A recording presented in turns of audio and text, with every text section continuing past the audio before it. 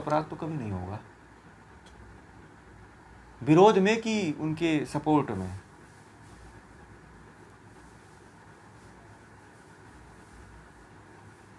हाँ, तो कोई अपराध नहीं, ये तो बहुत पुण्य का काम है। ये तो जो है, यह पुण्य का, हमारी संस्कृति यही रही है ना। आपको अपनी संस्कृति के बारे में जानना चाहिए ना।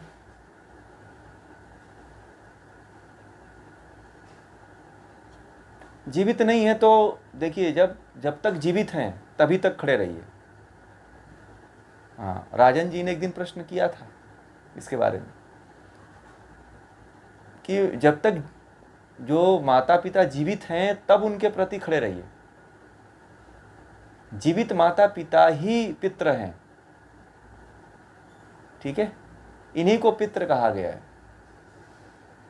अब मर गए हैं तो अब वो तो उनका नया जन्म हो गया। अब जो आपके सामने है उस कर्म को करिए फिर, ठीक है, अब उसको छोड़ दीजिए आप। अब जो आपका कर्तव्य है, जैसे आप माँ हैं, है ना, किसी की पत्नी हैं या किसी की बहन हैं या किसी की मौसी हैं या बुआ हैं, जो भी आपका संबंध है, तो उन्हीं संबंधों का निस्वार्थ भाव से, निष्काम भाव से जो है उस कर्तव्य का निर्वहन करिए, ठीक है।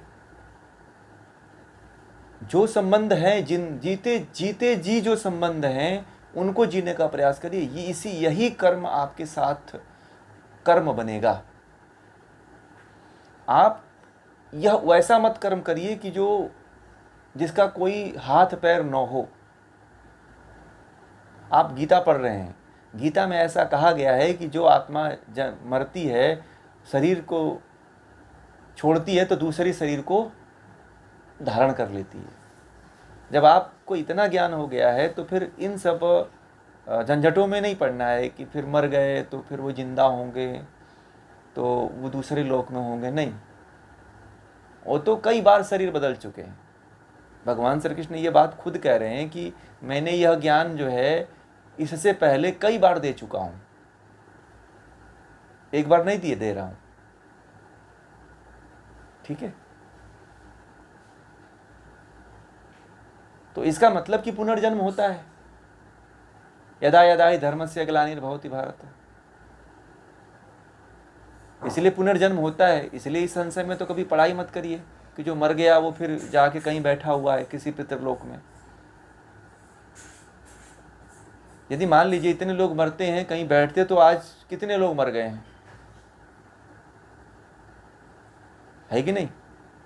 अरबों खरबों लोग मर गए होंगे। एक जगह पहुंचो आप, वो कोई पहुंचा है वहां पे कि जहां पे सब लोग मरे इकट्ठे हों? ये थोड़ा उठपटांग बातें नहीं लगती हैं? आप लोग खुद अनुमान लगाइए, खुद बुद्धि लगाइए, विवेक लगाएंगे तो आपको सब पता चल जाएगा। और शास्त्र में पढ़ ही रहे हो आप लोग, और गीता जैसे ग्रंथ को पढ़ रहे हो, तो फिर तो संशय होना ही नहीं चाहिए, है ना। आपके जो दादा दादी हैं, हो सकता है कि आपके नाती बन करके जन्म ले, आपके बेटे के बच्चे बन करके, बच्ची बन करके जन्म ले, तो क्या करोगे आप? पहचानते तो हो नहीं आप, तो आप उनको बच्चे का लड़का लड़की ही और उनके नाम से संबोधित करके बुलाओगे। वो तो ईश्वर को पता है ना, आपको थोड़ी पता है कि नहीं? ये तो बातें सब ईश्वर को पता है कि यह अगले जन्म में कौन था। ईश्वर ही है जो हमारे सभी जन्मों का उसको याद है। और आप साधना करोगे तो आपको आपके जन्मों का पता चल जाएगा। जैसे कल मैं बताया था कि अष्टांग योग की आप साधना करोगे तो सिद्धियां सब मिलती हैं, पूरे जन्म का ज्ञान जो होता है, ठीक है। तो ज्ञान लिए रहोगे तब तो पूरे जन्म की यदि बातें याद आती हैं तो आप उसको सहन कर लोगे। यदि अज्ञानता में रहोगे ना, यदि पूर्व जन्म की बातें याद आ गई तो आप स्थिर नहीं रह पाओगे, और चंचल हो जाओगे और भ्रमित हो जाओगे, रास्ते से फिर भटक जाओगे आप। इसीलिए ज्ञान पहले अर्जित करिए, तो जब सिद्धियां भी मिलेगी तो अपने आप को आप डामाडोल होने से, अपने रास्ते से भटकने से रोक पाएंगे, ठीक है ना। इसीलिए पुनर्जन्म तो होता है, और जो जीवित हैं माता पिता, उन्हीं की सच्ची सेवा किया करिए। ये सबसे श्रेष्ठ कर्म है। गुरु है, आचार्य है, माता पिता हैं, दादा दादी हैं, नाना नानी हैं, यह पितृ ही कहे जाते हैं सब। ठीक है, ये सब पितृ कहे जाते हैं। इनकी उपासना करिए, आप जीते जी करिए, सेवा करिए। जो जिस तरह से आप उनके साथ अच्छा कार्य कर सकते हो, शरीर से, बल से, है ना, सेवा कर सकते हो, खिला पिला सकते हो। कुछ है, जैसे कि कोई सन्यासी है तो आप उसको कुछ 2-4 पैसे दे सकते हो, क्योंकि सन्यासी तो कमाते नहीं हैं, तो ये हमारा गृहस्थ का कर्तव्य बनता है। तो ये काम आप कर सकते हो। आपके कर्तव्य करने में यही है।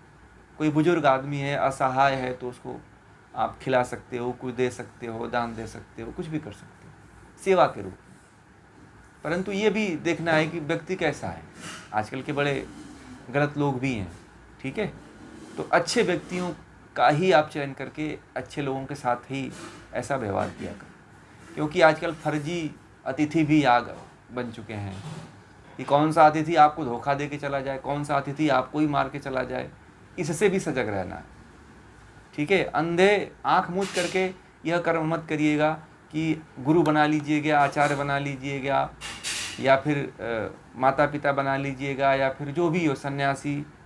क्योंकि आज ठग बड़े घूम रहे हैं इन सब भेषों में, तो ठगों से भी बचना है। ठीक है।